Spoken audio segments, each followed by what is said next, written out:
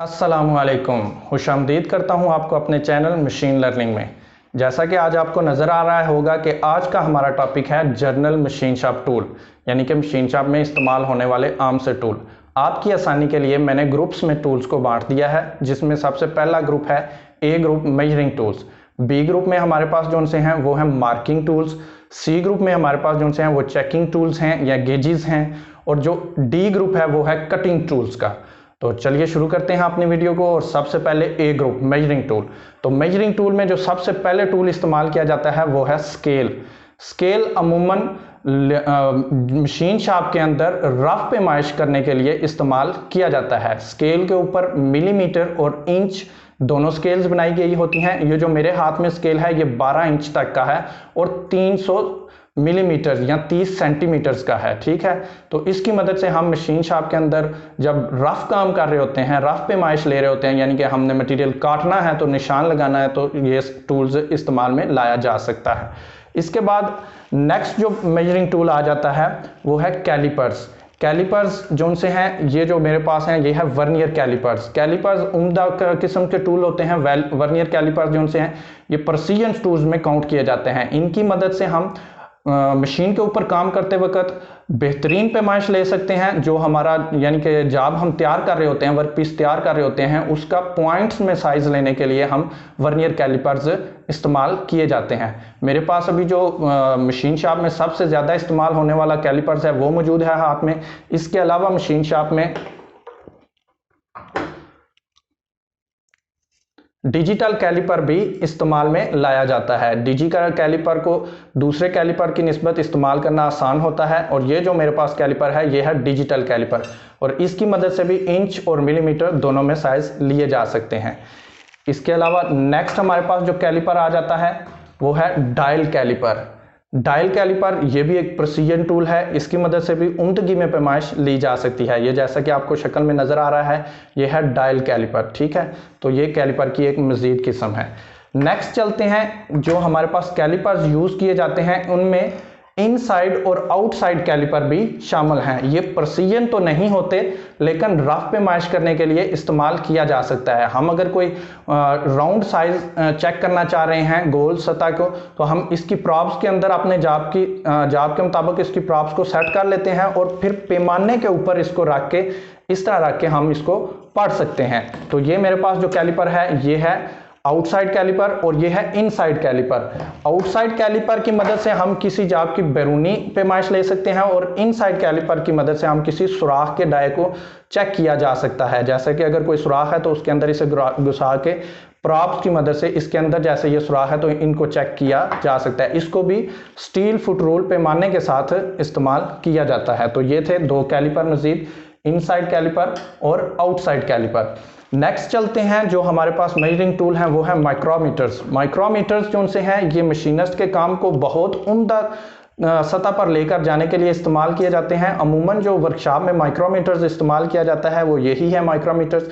ये मिलीमीटर के हज़ारवें हिस्से तक उम्दगी से पैमाइश करने के लिए इस्तेमाल किया जाता है और ये वर्नियर से ज़्यादा प्रेसीजन टूल तस्वर किया जाता है और बेहतरीन टूल है। आप इसकी मदद से अगर बेरिंग साइज करना चाहते हैं और अच्छे काम करना चाहते हैं, जो कि एक्यूरेसी को बढ़ाने वाले काम होते हैं, वो इसके मदद से चेक किए जा सकते हैं। तो ये है माइक्रोमीटर्स। इसकी भी और भी किस्में हैं माइक्रोमीटर्स की हमारे पास, जैसे कि ये एक और माइक्रोमीटर्स है, ये है डिजिटल माइक्रोमीटर्स।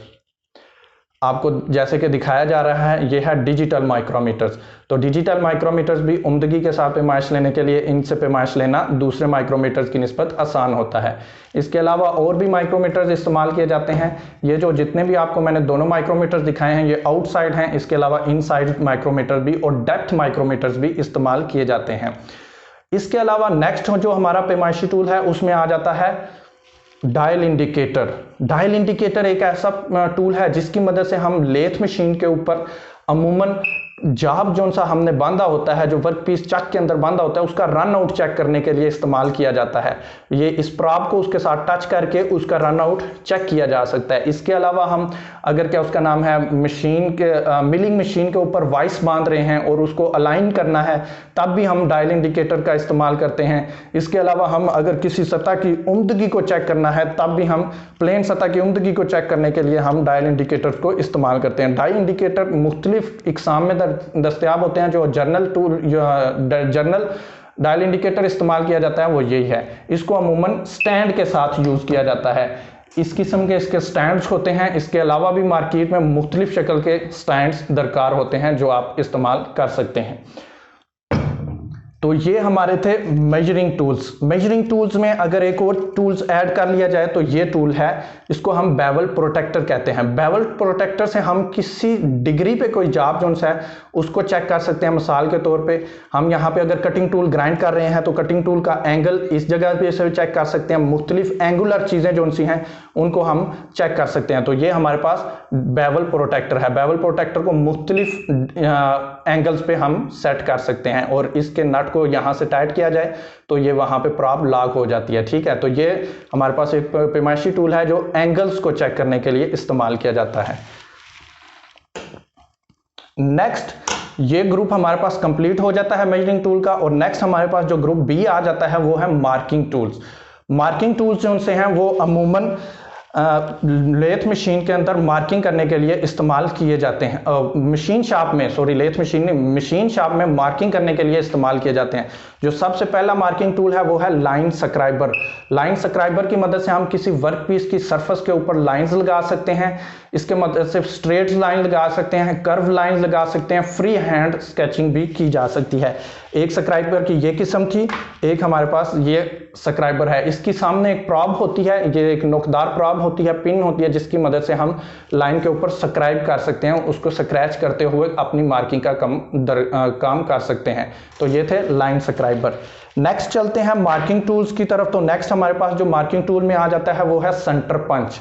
सेंटर पंच एक ऐसा मार्किंग टूल है जो अमूमन हम जहां पे सुराख करना दरकार हो वहां पे एक सुराख करने से पहले ड्रिल की रहनुमाई के लिए एक पॉइंट बनाया जाता है जो कि हम सेंटर पंच की मदद से बनाते हैं, निशान लगाया जाता है। सेंटर पंच को अमूमन बॉल पिन हैमर के साथ यूज किया जाता है। ऊपर से चोट लगाई जाती है और नीचे सरफेस पे एक पॉइंट या गड़ा बन जाता है छोटा सा, जो कि ड्रिल की रहनुमाई के लिए इस्तेमाल किया जाता है। नेक्स्ट चलते हैं तो नेक्स्ट मार्किंग टूल में हमारे पास आ जाता है डिवाइडर। डिवाइडर एक इस किस्म का मार्किंग टूल है जो हम किसी पहले से लगी हुई लाइन को पैरेलल डिवाइड कर सकते हैं। इसकी मदद से हम पैरेलल लाइंस ड्रा कर सकते हैं। इसकी मदद से हम कर्व्स लगा सकते हैं। इसकी मदद से हम सर्कल लगा सकते हैं। इसकी लेग्स को मुख्तलिफ पॉइंट्स पे खोला जा सकता है और इसकी पैमाइश करने के लिए हम स्केल का इस्तेमाल करते हैं। तो ये एक डिवाइडर है जिसकी मदद से हम मार्किंग का काम लेते हैं। नेक्स्ट चलते हैं तो नेक्स्ट हमारे पास आ जाता है ट्राई स्क्वायर। ट्राई स्क्वायर को गुनिया भी कहते हैं। ट्राई स्क्वायर की मदद से हम 90 के एंगल्स पर लाइंस लगा सकते हैं। इसके अलावा हम इसके ऊपर 45 एंगल भी इस्तेमाल कर सकते हैं। ये जो सा एंगल है ये 45 का है, ये जो सा है ये 90 का एंगल है।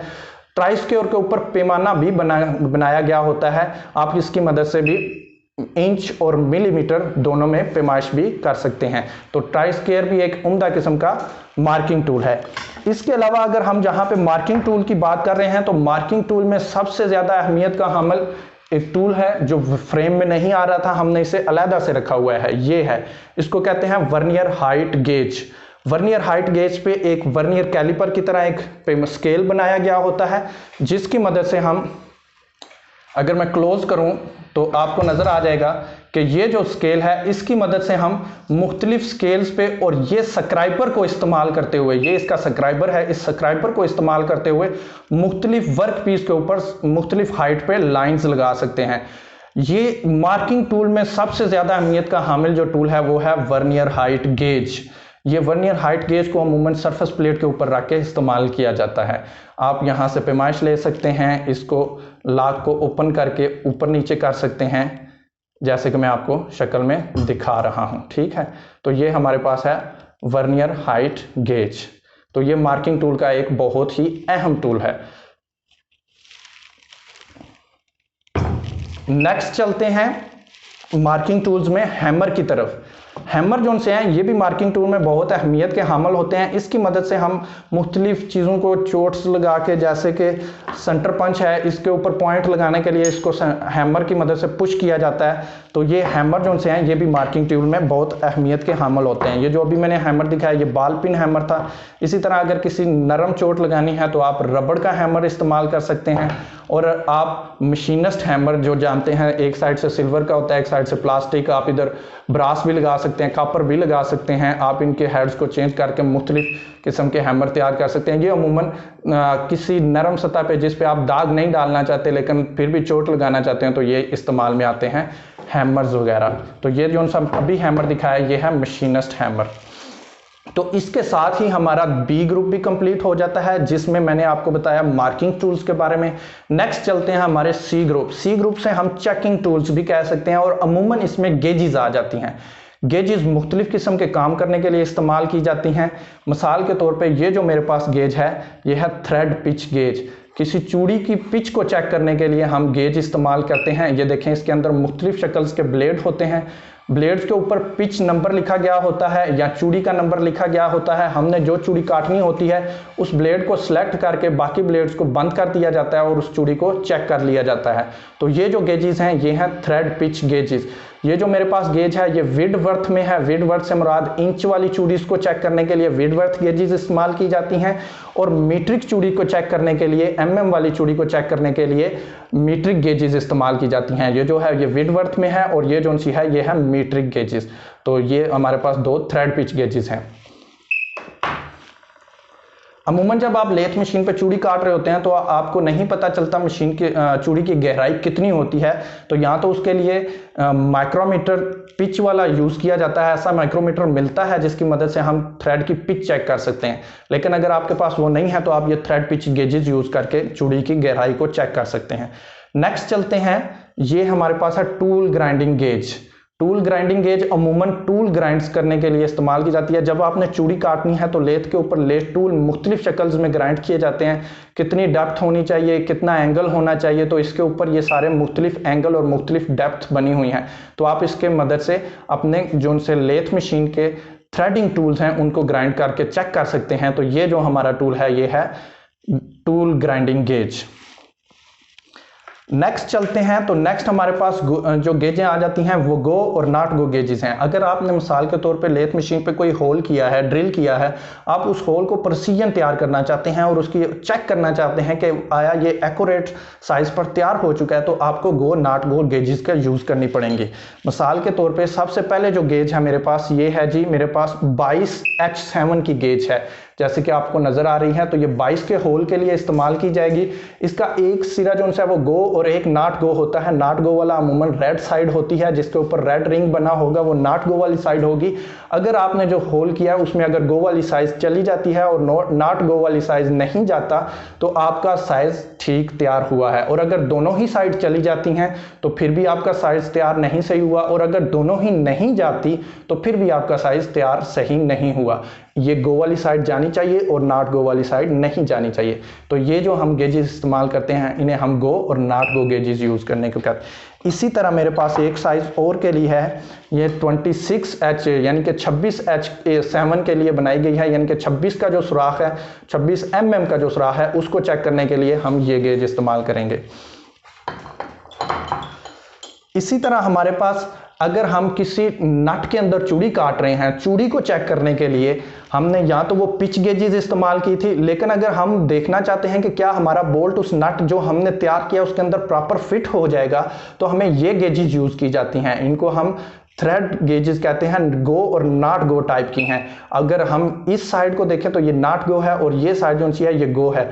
अगर ये चूड़ी की साइज है और अगर आपकी ये साइड जो सी है ये भी चूड़ी की चली जाती है, ये भी चली जाती है, तो आपकी चूड़ी नहीं तैयार सही हो। अगर दोनों नहीं जाती दोनों, तो फिर भी आपकी चूड़ी सही तैयार नहीं। ये साइड को बेहतरीन तौर पे फिट होना चाहिए और इस साइज को नहीं फिट होना चाहिए। अगर आप देखते हैं तो इसके ऊपर लिखा है M20, अगर मैं आपको दिखाने की कोशिश करूं तो ये M20 लिखा हुआ है। M20 जो सी है ये M20 की चूड़ी के लिए बनाई गई है, ठीक है। तो इसी तरह मेरे पास एक और ये M22 ज़रब 1.5 पिच के लिए ये बनाई गई है। ये लिखा हुआ है, आपको अगर कैमरे में नज़र आ रहा हो तो ये लिखा हुआ है M22 ज़रब 1.5 पिच, तो ये उसके लिए बनाई गई है। अगर आप 22 ज़रब 1.5 की चूड़ी डाल रहे हैं किसी नट के अंदर तो आपको ये गेज इस्तेमाल करनी पड़ेगी। ये तो हो गई नट के लिए। अगर आप कोई बोल्ट तैयार कर रहे हैं, मिसाल के तौर पे आपने किसी एक्सटर्नल थ्रेड को चेक करना है, किसी आपने शाफ्ट के ऊपर चूड़ी डाली है, किसी पिन के ऊपर चूड़ी डाली है, किसी बोल्ट के ऊपर चूड़ी डाली है, तो उसको आप किस तरह चेक करेंगे? उसको चेक करने के लिए हमारे पास जो गेजेस आती हैं उन्हें हम रिंग गेजेस कहते हैं। ये देखें, ये M14 के लिए, M14 की चूड़ी के लिए ये गेज इस्तेमाल की जाएगी। अगर हमने M14 की चूड़ी किसी राड पे डाली है, किसी बोल्ट पे डाली है, तो ये गेज इस्तेमाल करेंगे। अगर ये रिंग उस पर प्रॉपर फिट हो जाता है तो मतलब कि हमारी चूड़ी एक्यूरेट साइज में डाल चुकी है। इसी तरह मेरे पास M18 ज़रब 1.5 की चूड़ी के लिए ये है, M20 ज़रब 1.5 की चूड़ी के लिए ये रिंग इस्तेमाल किया जाएगा। M20 की चूड़ी के लिए ये स्टैंडर्ड पिच है और वो 1.5 की पिच थी, तो ये स्टैंडर्ड 20 की जो चूड़ी होगी M20 की, उसके लिए ये रिंग इस्तेमाल किया जाएगा। और इसी तरह M22 की चूड़ी के लिए ये रिंग इस्तेमाल किया जाएगा। तो ये अगर हम किसी बोल्ट्स के ऊपर चूड़ी डालते हैं तो ये वाले हम रिंग इस्तेमाल करके अपनी चूड़ी को चेक कर सकते हैं। नेक्स्ट जो मेरे पास आपको ये 3 गेजेस नज़र आ रही हैं, ये हैं टेपर चेक करने के लिए। आपने जैसे टेपर के बारे में आपको थोड़ा सा बता दूं, जैसे हम मशीन्स के स्पिंडल्स के अंदर देखते हैं अमूमन टेपर्स काटी जाती हैं। अगर आप लेथ मशीन का स्पिंडल देखते हैं उसके अंदर भी टेपर होती है, ड्रिल मशीन का स्पिंडल देखते हैं उसके अंदर टेपर काटी गई होती है, उसको अमूमन हम मूव्स टेपर कहते हैं। मूव्स टेपर के नंबर होते हैं 1 2 3 4 5। इसी तरह हम इनको चेक करने के लिए गेजेस इस्तेमाल कर सकते हैं। ये मेरे पास एक जो गेज है ये है मूव्स टेपर 2 के लिए। ये देख लें आप, ये मूव्स टेपर बनी हुई है, ये मूव्स टेपर है, ये इसका मेल पार्ट है और ये इसका फीमेल पार्ट है। अगर आप फीमेल पार्ट के आप तैयार कर रहे हैं तो आप मेल पार्ट यूज करेंगे उसे चेक करने के लिए, और अगर आप मेल पार्ट तैयार कर रहे हैं और उसको चेक करने के लिए आप इसका फीमेल पार्ट इस्तेमाल करेंगे। तो ये मूव्स टेपर 2 को चेक करने के लिए ये गेज इस्तेमाल की जाएगी। इसी तरह मेरे पास ये 1 के लिए है और ये मूव्स टेपर 3 के लिए है। ठीक है, तो ये आप देख सकते हैं ये मूव्स टेपर 3 है, इनको हम निकाल लेंगे और ये मूव्स टेपर 3, ये इसका मेल पार्ट और ये इसका फीमेल पार्ट। नेक्स्ट चले जाते हैं। नेक्स्ट हमारे पास आ जाते हैं पैरेलल ब्लॉक्स या गेज ब्लॉक्स भी इन्हें बोला जाता है। मिसाल के तौर पे अभी मैं एक ये ब्लॉक ले लेता हूं, तो ये है 24 mm का ब्लॉक। इसकी मदद से हम अपने मेजरिंग टूल की जांच कर सकते हैं, मेजरिंग टूल को चेक कर सकते हैं, उनकी एक्यूरेसी को चेक कर सकते हैं कि हमारे मेजरिंग टूल सही ही काम कर रहे हैं या वक्त के साथ वो ख़राब हो चुके हैं। तो ये जो उनसे हैं, ये गेज ब्लॉक्स या पैरेलल ब्लॉक्स जो उनसे हैं, इसकी मदद से हम किसी भी टूल की एक्यूरेसी को चेक कर सकते हैं। मिसाल के तौर पे अगर ये मेरे पास एक वर्नियर है, मैं इसकी एक्यूरेसी चेक करना चाहता हूँ कि ये किस पैमाइश पे मुझे अभी ये जो गेज ब्लॉक है ये 24 mm का है, तो आपके सामने मैं ये अगर चेक करता हूँ और इसे मैं यहाँ पे लॉक कर देता हूँ, तो आपको जैसे कि नज़र आ रहा है मेरा वर्नियर जोन सा है वो इस टाइम 24.01 पैमाइश शो कर रहा है। 24.01 पैमाइश अगर आपको वर्नियर पर दिखाई दे रही है, तो इस तरह हम अपनी वर्नियर की एक्यूरेसी को चेक कर सकते हैं इन गेज ब्लॉक्स की मदद से या पैरेलल ब्लॉक्स। अगर आप मुख्तलिफ साइज, अगर आप मेरे पास एक ये 23 mm का ब्लॉक है और ये एक मेरे पास 24 mm के 2 ब्लॉक हैं, तो अगर आप 24 और 23 इन दोनों को जमा करना चाहते हैं और एक साइज बनाना चाहते हैं, तो आप इसको इस तरह रख के इस तरह जोर से ट्विस्ट कीजिएगा तो ये ब्लॉक्स जुड़ जाएंगे। जब जुड़ जाएंगे तो आप इनकी मदद से एक नया बनने वाला साइज चेक कर सकते हैं। अभी मेरे हाथ के चिकनाहट की वजह से ये सही जुड़ नहीं रहे, ये देखें आप, ये जुड़ चुके हैं। तो आप 24 जमा 23 ये कितने हो गए? 20 और 20 40 और 4 47 47। अभी 47 का साइज आप इस तरह जोड़ के चेक कर सकते हैं। तो ये जो उनसे पैरेलल ब्लॉक्स हैं इसी मुख्तलिफ साइज़ों में होते हैं। ये पूरा ब्लॉक सेट है मेरे पास। अगर मैं आपको कैमरे में दिखा सकूं तो ये देखें पूरा ब्लॉक सेट है। तो इसकी मदद से आप मुख्तलिफ साइज चेक कर सकते हैं, एक्यूरेट चेक कर सकते हैं। तो ये हमारी गेजेस थी और चेकिंग टूल थे जिसकी मदद से हम किसी काम को चेक कर सकते हैं, चूड़ी को चेक कर सकते हैं, टेपर को चेक कर सकते हैं। तो ये हमारा ग्रुप सी भी कंप्लीट हुआ। नेक्स्ट चलते हैं ग्रुप डी की तरफ। ग्रुप डी जो सा है वो हमारा कटिंग टूल्स का ग्रुप है। सबसे पहले जो कटिंग टूल्स में आती है वो है फाइल, रेती। रेती की मदद से हम मुख्तलिफ सतहों को रगड़ाई करके उनकी कटाई कर सकते हैं। ये जो मेरे पास अभी आपको दिखा रहा हूँ ये चौरस रेती है, स्क्वायर फाइल भी इसे कहते हैं। इसी तरह मेरे पास एक और रेती मौजूद है जिसको हम हाफ राउंड फाइल या आधी गोर रेती भी कहते हैं। तो ये मुख्तलिफ किस्म की कटाई के लिए इस्तेमाल में लाई जाती हैं। नेक्स्ट, अगर आपने थोड़ी अमाउंट में किसी चीज़ को काटना है तो एक्यूरेसी के साथ काम करना है तो ये नीडल फाइल सेट, यानी कि नीडल फाइल की मदद से हम कोई एक्यूरेट या छोटी काम के लिए उम्दगी के साथ जो चीज़ को तैयार करना है तो ये नीडल फाइल सेट भी इस्तेमाल कर सकते हैं। तो ये थी कटिंग टूल की रेतियाँ। नेक्स्ट हमारे पास जो कटिंग टूल आ जाता है वो है चीज़ल या छैनी। पंजाबी में इसे, उर्दू में इसे छैनी भी कहते हैं और इंग्लिश में चीज़ल कहते हैं। तो ये चीज़ल और छैनी जो सी है ये अमूमन किसी लोहे की चादर को काटने के लिए, लोहे की बारीक शीट को काटने के लिए इस्तेमाल की जाती है। इसे भी हैमर के साथ चोट लगा के इस्तेमाल किया जाता है। और जो हमारा लास्ट कटिंग टूल है वो आपको भी पता है और मुझे भी, वो है हैंड हैक्सा।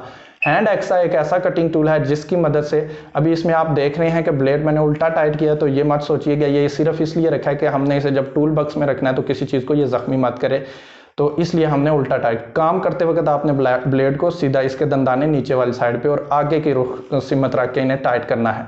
तो ये मेरे पास हैंड हैक्सा है। हैंड हैक्सा से अमूमन हम अपना मटेरियल कटिंग करने के लिए इस्तेमाल करते हैं। जब हम रफ मटेरियल काट रहे होते हैं तो हैंड हैक्सा की मदद से काटा जाता है। तो आज की वीडियो अगर आपको अच्छी लगी है तो हमारे चैनल को लाइक करें, सब्सक्राइब करें और घंटी के बेल को लाजमी दबाएं ताकि इस तरह की और मुफीद वीडियोस के नोटिफिकेशन आपको मिल सकें। इसी के साथ इजाज़त दीजिए। अल्लाह हाफिज़।